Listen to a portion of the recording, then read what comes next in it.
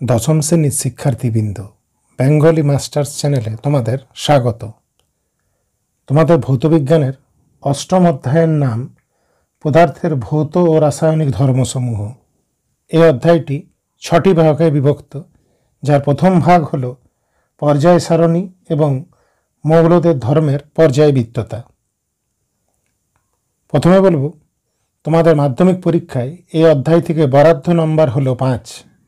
এই 5 নম্বরের মধ্যে তোমাদের একটি থাকবে এমসিকিউ প্রশ্ন, একটি থাকবে এসএকিউ প্রশ্ন এবং একটি 3 নম্বরের প্রশ্ন। এসএকিউ নিয়ে আমি ইতিমধ্যে একটি ভিডিও আপলোড করেছি এবং এমসিকিউ নিয়ে আমি পরবর্তী ভিডিওতে আলোচনা করব।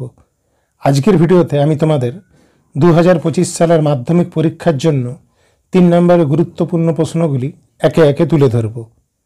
তোমরা যদি আমার এই ভিডিওটি সম্পূর্ণ দেখো তাহলে তোমরা তোমাদের টেস্ট এবং ফাইনাল পরীক্ষা দুটিতেই সমানভাবে উপকৃত হবে।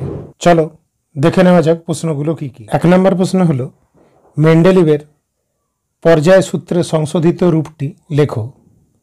2 নম্বর প্রশ্ন হলো মেন্ডেলিভের পর্যায় সূত্রটি বিবৃত করো। 3 নম্বরে রয়েছে মেন্ডেলিভের পর্যায় সারণীর 3টি ত্রুটি আলোচনা করো। 4 নম্বর প্রশ্ন হলো সন্ধিগত মৌল বলতে কি বোঝায় এবং এর সঙ্গে করবে সন্ধিগত মৌলের কয়েকটি বৈশিষ্ট্য লেখো। 5 নম্বর প্রশ্ন হলো কোনো মৌলের পরমাণুর আয়নাইজেশন শক্তি বলতে কি বোঝায়। লিথিয়াম, রুবিডিয়াম, পটাশিয়াম ও সোডিয়ামকে আয়নাইজেশন শক্তির ঊর্ধ্বক্রমে সাজাও। 6 নম্বরে রয়েছে মৌলসমূহের পর্যায়বৃত্ত ধর্ম বলতে কি বোঝায় একটি উদাহরণ সহ লেখো। একটি ধর্মের উল্লেখ করো যেটি পর্যায়বৃত্ত ধর্ম। 7 নম্বর প্রশ্ন হলো পর্যায় সারণীতে মৌলের পারমাণবিক ব্যাসার্ধ কিভাবে পরিবর্তিত হয় তা ব্যাখ্যা করো। 8 নম্বর প্রশ্ন রয়েছে পর্যায় শ্রেণী বরাবর মৌলের ধাতব ধর্ম ও বিজারণ ধর্ম কিভাবে পরিবর্তিত হয় তা ব্যাখ্যা করো। 9 নম্বর প্রশ্ন হলো মৌলের তড়িৎ ঋণাত্মকতা বলতে কি বোঝায়। দীর্ঘ পর্যায় সারণীর উপর থেকে নিচের দিকে 1 নম্বর মৌলগুলির তড়িৎ ঋণাত্মকতা কিভাবে পরিবর্তিত হয়।